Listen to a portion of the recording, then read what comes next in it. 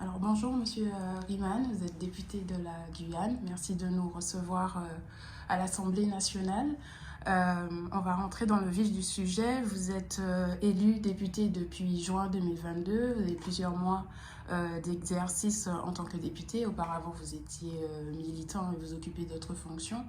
Après tous ces mois d'exercice, est-ce qu'il est plus difficile d'être entendu, écouté en tant que militant ou en tant que député? Alors tout d'abord, bonjour aussi à vous également et merci pour ce moment d'échange. Euh, Ce sont deux choses différentes, deux approches différentes, même si dans les deux, tant en tant qu'ancien militant et en tant que député, on a toujours la même volonté, la même finalité, c'est que les choses avancent et progressent pour le territoire et sa population. Mais il n'en est moins vrai que le travail n'est pas le même. Néanmoins, j'essaie toujours de garder encore une part de militantisme dans ce que je fais parce que pour moi, il n'y a que ça de vrai. C'est être vrai, c'est être être proche des gens, relayer leur réalité et se battre pour que ça avance concrètement. Donc c'est exactement ce que j'essaie de faire en tant que député aujourd'hui, ce qui n'est pas chose facile, j'ai envie de dire ça. Mais en tout cas, moi je mets l'énergie et la négation nécessaire à cela. D'accord. Vous avez participé à plusieurs débats, vous avez posé de nombreuses questions au gouvernement. Actuellement, le sujet d'actualité, c'est les retraites. Et on sait très peu pour ce qui va se passer pour les retraités ultramarins. Vous avez notamment posé une question sur leur avenir. Est-ce que pour vous, ils ont encore été oubliés? Que ce soit les retraités guyanais, puisque c'est le territoire que vous défendez de façon plus large. Sans équivoque, oui. Encore une fois, le gouvernement a démontré sa capacité, encore une fois, à ne pas nous voir, en fait, tout simplement. Et c'est ce qui est dramatique pour eux, en finalité. Parce qu'ils ne prennent pas en compte nos réalités, puisqu'on voit dans cette réforme des retraites, à aucun moment c'est pris en compte, puisque lorsque je pose la question au ministre du SOP, il nous répond très clairement que oui, c'est un souci et que les partenaires sociaux vont devoir s'en emparer pour effectivement. Donc on voit bien que ils sont dans une impréparation, il n'y a pas de précision selon les cas en particulier, il y a beaucoup de contre-vérités qui sont dites de leur part, pour ne pas dire des mensonges. Ils ont été rattrapés par la patrouille sur les 1 200 € pour tous. Non, c'est pas pour tout le monde, c'est pour une partie. Donc ces fameux 1 200 € brut, net, toutes ces choses-là. Donc on voit que ils sont dans le dur, ils sont dans une grande difficulté.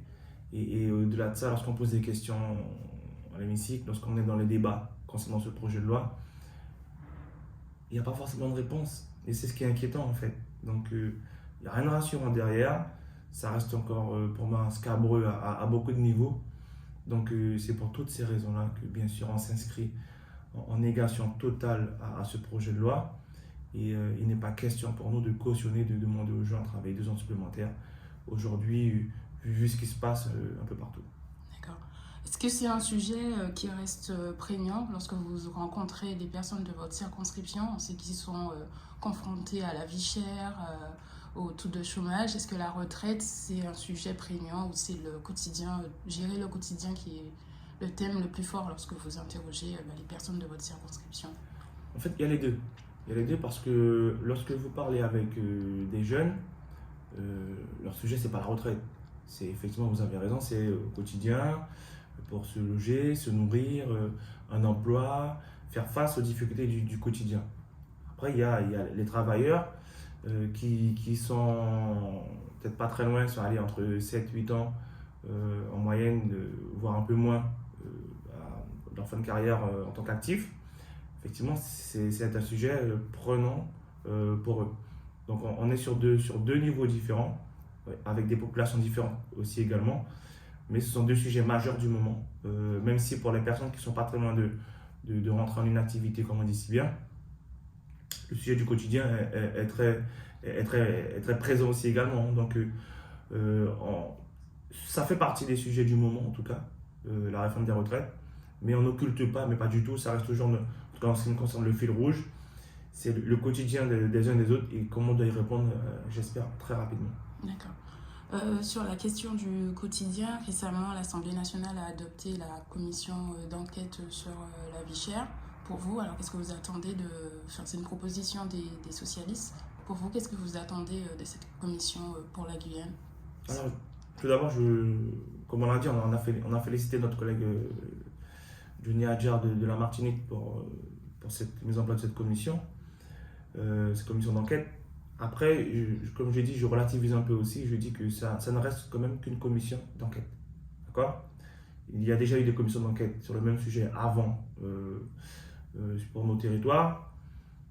Ça n'a pas changé grand-chose. Il y a eu des lois, telles que la loi EROM, égalité réelle. On en cherche encore les impacts positifs concrets pour les nôtres. Tout ce qui se passe sur nos territoires, ce n'est pas normal. Donc j'espère, pour cette nouvelle commission d'enquête, nous pourrons voir, comprendre, déceler toutes ces choses, tous ces dispositifs qui font que la vie est chère sur nos territoires et on n'arrive pas à le régler. Et que des solutions concrètes seront apportées derrière assez rapidement. Mais voilà, ça reste qu'une commission d'enquête. Ça ne doit pas occulter ou empêcher le gouvernement de faire ce qu'il faut pour nos territoires. Le gouvernement, donc l'État, a la capacité, a les moyens de le faire. Donc maintenant, c'est juste une question de volonté et pour l'instant, je ne l'ai pas encore vu. D'accord. La vie chère, ça a été l'un des thèmes que vous avez abordé lors de la rencontre des députés 9-7 sur votre territoire. Un petit bilan de cette rencontre et la question suivante, c'est est-ce que vous avez eu le retour de la Première ministre parce que vous l'avez interpellée par courrier et aussi au sein de l'hémicycle pour une rencontre? Alors, c'était un moment extrêmement fructueux. Nous avons bien travaillé. Nous avons sorti un document avec plusieurs résolutions justement à transmettre à la Première ministre.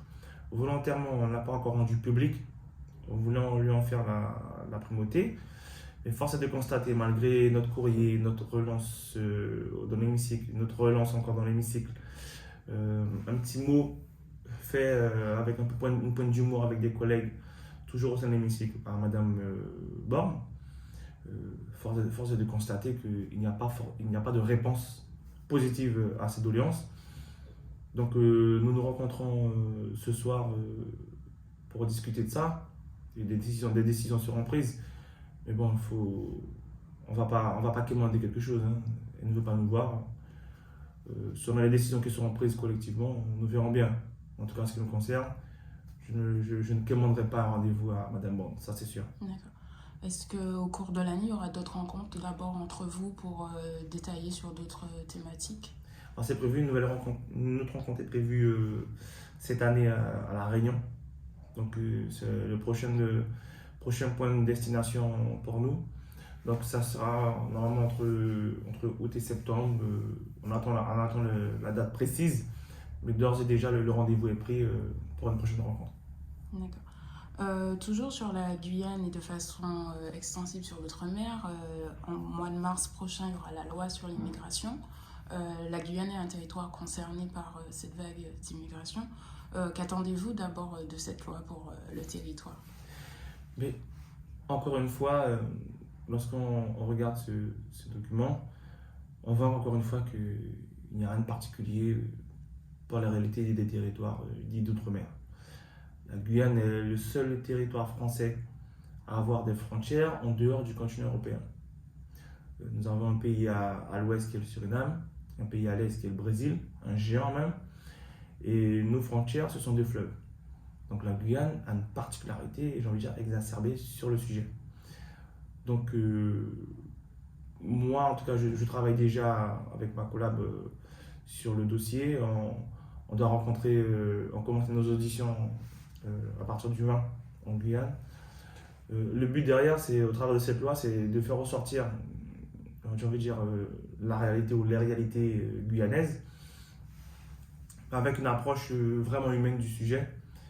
Pas de ce que je peux entendre dans l'Hexagone au niveau européen, avec une espèce de quota. Non, c'est avoir une autre approche, c'est inverser la réflexion et voir comment on y répond, dans la mesure que tant qu'on ne va pas s'attaquer aux causes, on aura beau légiférer, dire des choses, ça ne changera pas. Et de toutes les manières, Est-ce qu'on peut parler, lorsqu'on parle de fleuve, de frontières, quand vous êtes autour d'un point d'eau, l'eau c'est la vie.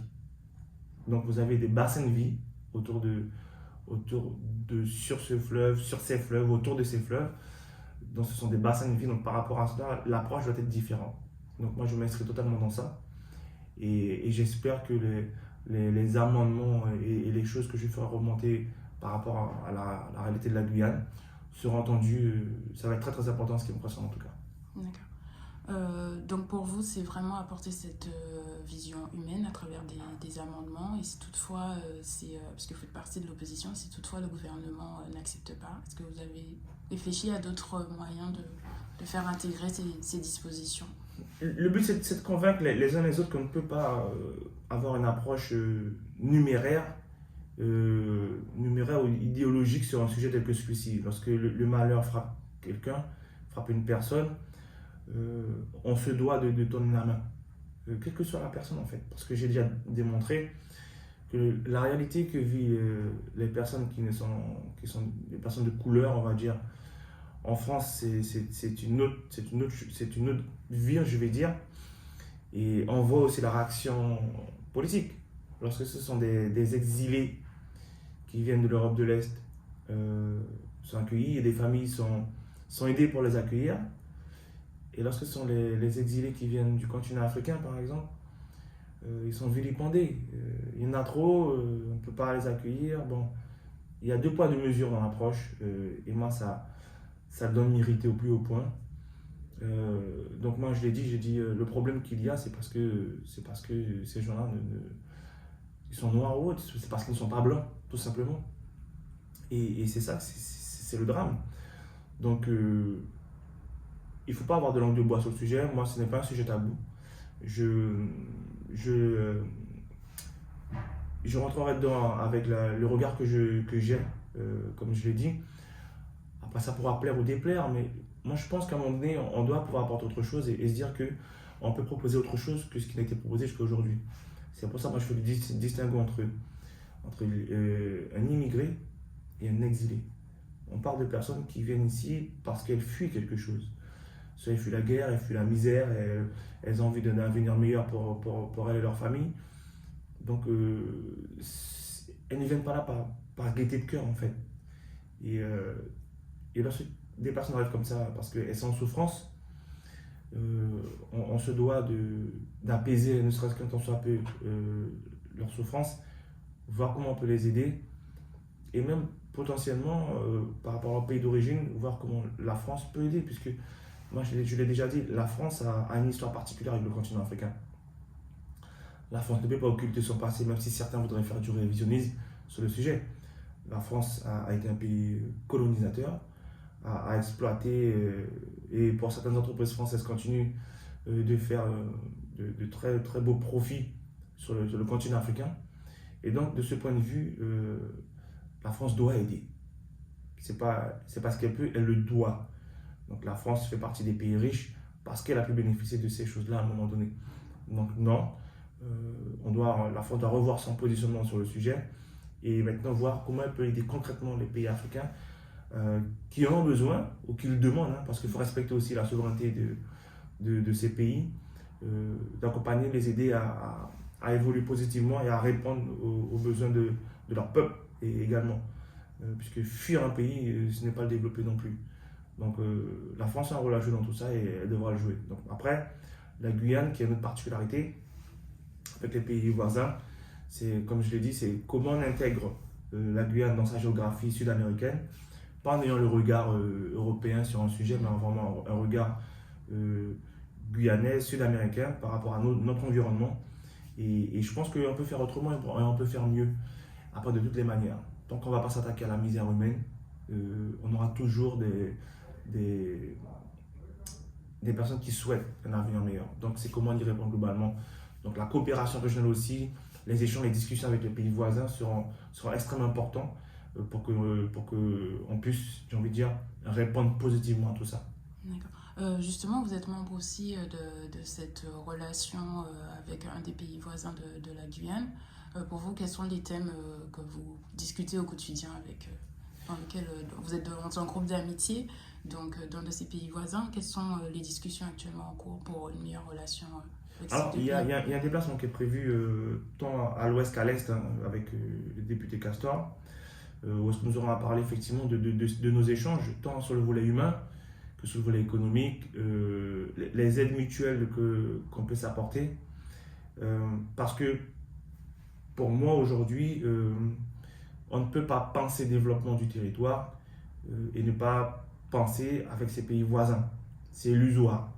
Même si on est dans un dispositif administratif qui nous fait toujours être focus sur l'Europe, là justement, ça fait partie des discussions qu'on a avec l'État pour dire, quand on parle de développement, nous on ne peut pas se développer si on n'est pas connecté avec nos voisins, il n'y a pas des échanges avec les voisins. Donc c'est très compliqué aujourd'hui, on ne peut quasiment pas le faire. Je prends un exemple durant la crise Covid. On a eu de grandes difficultés à faire arriver des marchandises, en l'occurrence c'était l'aliment pour bétail, pour nourrir le bétail, parce qu'il est importé en grande majorité. Et on a un géant qui est le Brésil qui produit, qui est le premier producteur de soja au monde, et on n'avait pas la possibilité d'importer. Donc ça doit partir obligatoirement pour arriver sur le continent européen et après revenir en Guyane. Donc après ça coûte deux bras pour ne pas dire deux bras et deux jambes. Donc il y a toutes ces incohérences qu'on doit lever, qu'on doit faire évoluer, parce qu'il en va de notre avenir commun, en tout cas sur le territoire guyanais. Donc lorsqu'on prend toutes ces choses-là, les relations doivent être plus intenses, plus nourries, plus concrètes entre la Guyane et ses pays voisins. Donc c'est vraiment sur ces choses-là que nous axerons nos échanges avec nos pays voisins. D'accord. Pour le moment, vous parlez d'échanges plus concrets. Pour le moment, c'est pas le cas. Ça reste... Non, ça reste à la marge toujours, parce que on ne peut pas parler de relations intenses. Je prends par exemple à l'Est, il y a ce fameux pont qui a été mis en place entre la Guyane et le Brésil. Mais il n'y a pas d'échange. Concrètement, il y a un mouvement de personnes, mais il n'y a pas d'échange à tous les étages avec le Brésil. Le Brésil a des choses à nous apporter comme nous avons des choses à apporter au Brésil. Donc, moi, je crois beaucoup sur le principe de la réciprocité. La vie en elle-même est basée sur la réciprocité. On n'est pas sur quelque chose d'unilatéral lorsqu'on parle d'échange. Donc, c'est pour ça justement, nous devons avoir ces discussions, et même après arriver à des accords avec nos pays voisins sur du concret, qui seront, j'ai envie de dire, bénéfiques pour les deux et gagnant-gagnant, tout simplement. D'accord, très bien. Vous parliez tout à l'heure d'évoluer, de mieux regarder les réalités réunionnaises, mieux prendre en compte. Actuellement, la collectivité réfléchit à un projet Guyane. Vous avez également abordé la question de l'évolution institutionnelle et statutaire au cours de votre rencontre. Pour vous, quel serait l'idéal pour la Guyane pour qu'elle se développe mieux et bien? C'est que la Guyane, elle a la capacité à prendre des décisions. C'est pour ça qu'on parle d'évolution statutaire, d'avoir plus de pouvoir décisionnel sur le pays, sur le territoire, dans la mesure où, depuis 1946 aujourd'hui, donc allez, un peu plus de 76 ans après la départementalisation, on voit les carences. On est encore sur un système vertical, centralisé à Paris, qui est à milieu de connaître nos réalités. Non parce qu'il n'est pas fait, mais je pense parce qu'il n'y a pas de volonté non plus de la part de ces personnes-là. Et c'est un échec. C'est un échec et il n'y a pas de honte à avoir que pour dire que c'est un échec. Maintenant, nous, on a des pistes de réflexion pour que ça puisse s'améliorer. La Guyane a une richesse inexploitée pour son territoire. Je pense même que la Guyane est l'un des territoires des Outre-mer qui a le plus de potentialité sur beaucoup de sujets. D'accord. Donc on parle d'un territoire qui est grand comme l'Autriche et qui est recouvert à 90% par de la forêt primaire. Donc, vous voyez, c'est un territoire à construire avec les obligations du moment par rapport à l'environnement, par rapport au climat. On va pouvoir démontrer qu'on peut développer un territoire, on peut le construire en prenant en compte un certain nombre de choses essentielles à nos subsistances et à notre avenir collectif. Donc c'est possible. Moi j'y crois foncièrement et je me dis que de toute façon on n'a pas d'autre choix que de réussir. Voilà, notre destinée, c'est de réussir. Et comme je l'ai dit déjà à certains ministres, de toute façon, avec ou sans l'État, on doit réussir. Donc, moi, je mise sur nous, nos capacités à faire, à démontrer et à réaliser. Donc là-dessus, je reste assez serein quand même. D'accord. Pour vous, est-ce que cette évolution peut arriver rapidement? Parce que là, vous êtes encore au stade de discussion. Est-ce que cette évolution peut arriver d'ici les prochaines années où il y a encore des thèmes qui bloquent? Alors, sur cette évolution, les choses peuvent se faire rapidement, même si la finalité, c'est qu'il y a un lien, c'est avec la révision constitutionnelle. Ce que la demande, c'est que la Guyane soit inscrite dans la Constitution en tant que telle. Et s'il n'y a pas de révision constitutionnelle, il n'y a pas d'inscription de la Guyane dans la Constitution. Donc, c'est lié beaucoup à ça. Mais après, ça peut aller vite que si le gouvernement, la posture est claire sur le sujet. Sauf que là, aujourd'hui, ce n'est pas le cas.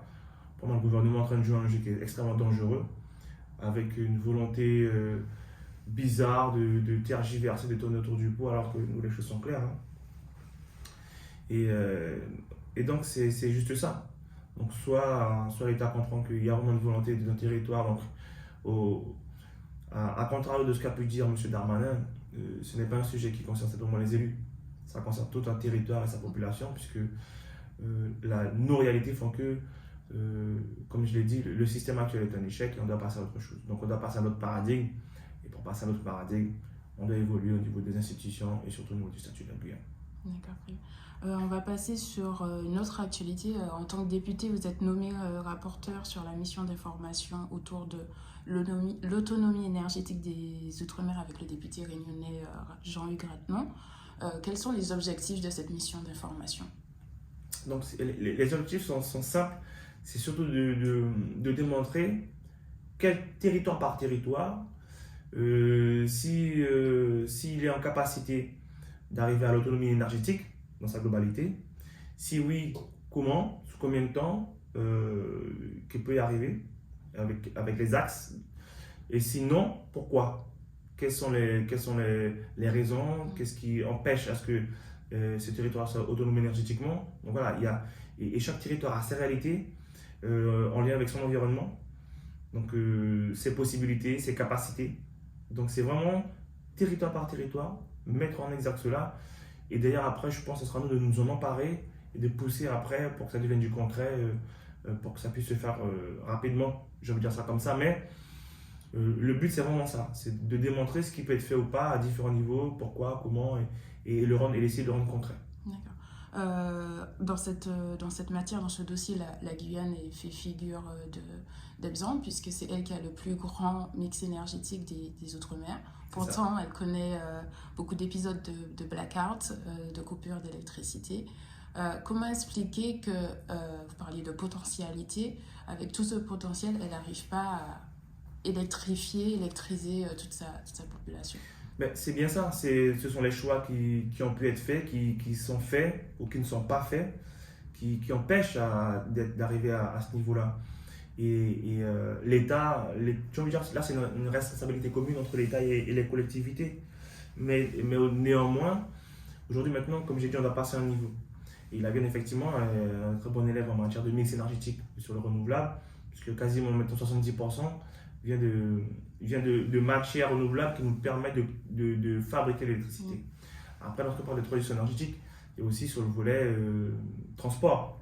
Aujourd'hui, sur tout le carburant, l'hydrocarbure qui est consommé sur le territoire, il n'y a que 15% qui soit dévolu à la production d'électricité.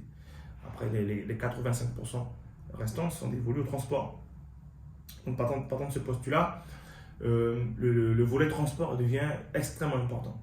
C'est pour ça que dans les axes qui ont été choisis et définis par le territoire guyanais, il y a cette volonté d'aller vers le biocarburant pour se substituer à l'hydrocarbure lambda. Donc, c'est un axe stratégique extrêmement important qui va effectivement de la souveraineté demain de la Guyane à être autonome énergétiquement à tous les niveaux. Donc, cette mission-là, pour moi, j'espère qu'elle va apporter encore plus de lumière sur ces sujets-là sur le territoire guyanais. Et j'espère que la Guyane fera office de leadership sur un tel sujet et démontrer que en utilisant nos capacités endogènes, lorsqu'on en a, bien sûr, on peut arriver à de très belles choses. D'accord. Est-ce que, alors vous parliez implication sur ce volet de l'État et aussi des collectivités. On a vu récemment que vous avez défendu un amendement sur la biomasse qui ensuite a été un peu disputé par d'autres députés. Comment faire pour que les députés de l'Assemblée nationale de l'Hexagone comprennent mieux que tout en respectant le caractère environnemental, que c'est important pour la Guyane? Et tout simplement s'intéressant, en demandant, en posant des questions, en échangeant. Euh, on ne peut pas prendre des positions comme ça et ne pas s'informer, ne pas échanger avec les élites du territoire.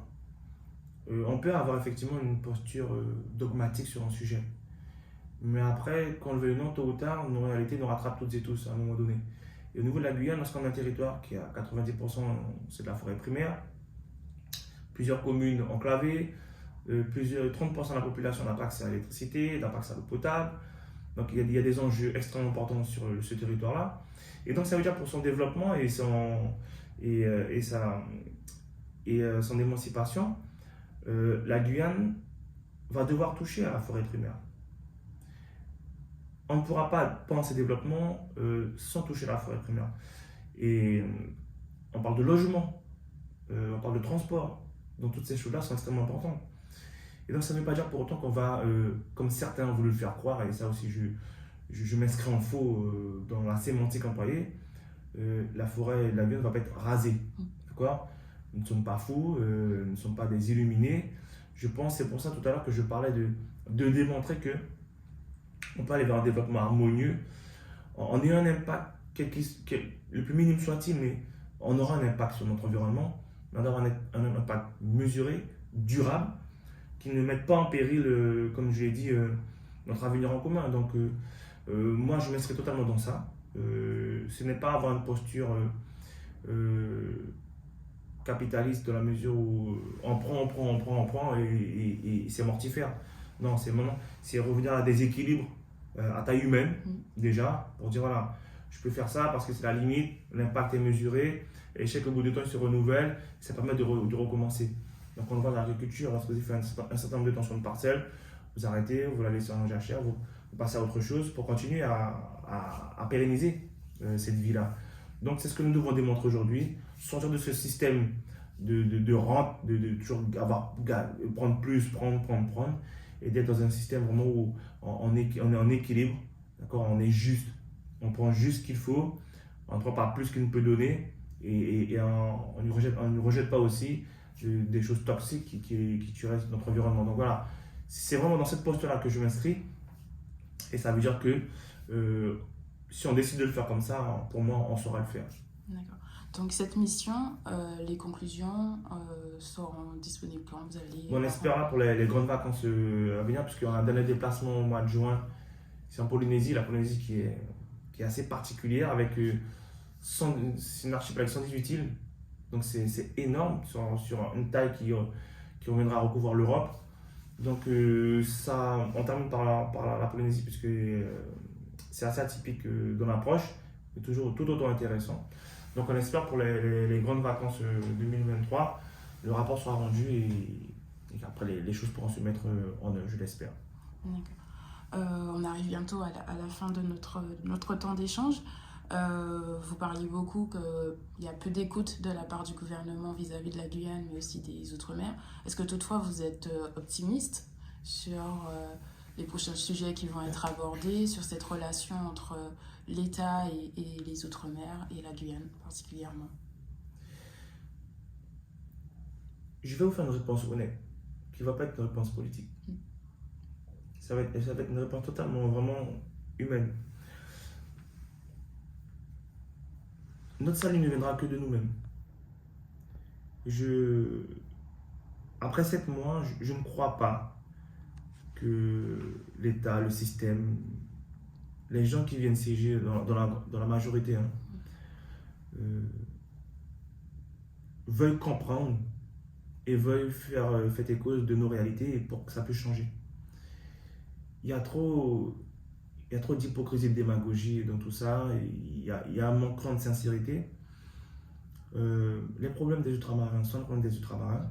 Ce ne sont pas les problèmes des hexagonaux en général, hein, je ne mets pas tout le monde dans le même panier.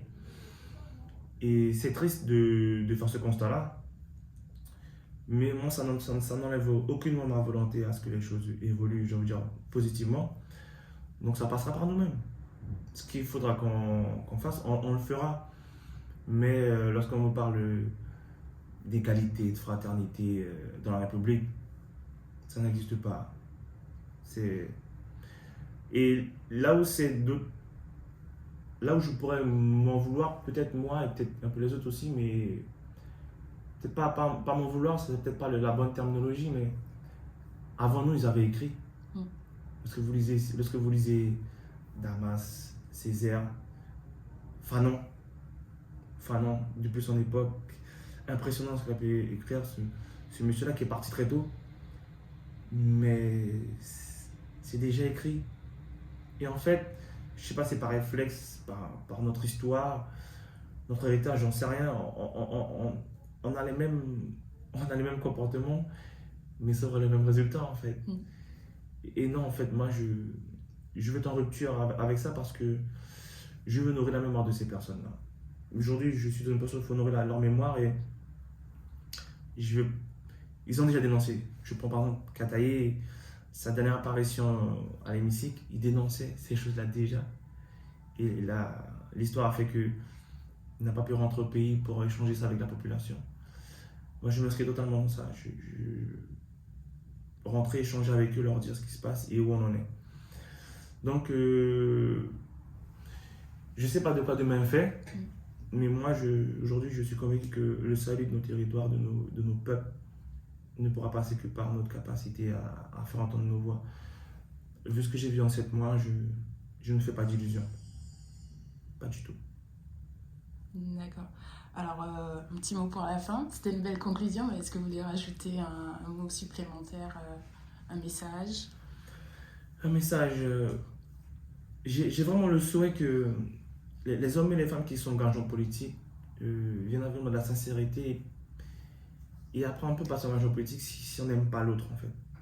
Il y a trop de jeux de rôle, certains diront que c'est un théâtre, mais moi je pars du principe où lorsqu'on est élu, lorsqu'on a décidé d'épouser cette fonction d'élu, c'est quand on aime l'autre et on a envie d'œuvrer pour l'autre.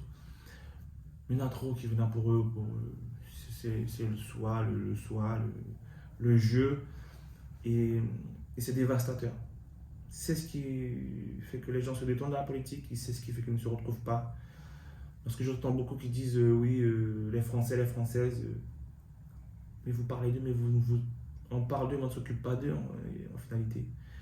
On s'occupe toujours des castes, de types groupes qui ont plus ou moins de pouvoir économique ou autre, mais le fond reste le même en finalité. Donc, j'espère qu'un jour ça va changer ça et qu'il y aura plus de vérité, de sincérité dans ces fonctions parce que c'est nécessaire. Et puis voilà, beaucoup d'amour parce que vous ne pouvez pas faire ça si vous n'aimez pas l'autre. Donc, les personnes qui n'aiment pas n'aiment pas les gens, qui n'aiment pas son prochain, ne venez pas là. Faut pas.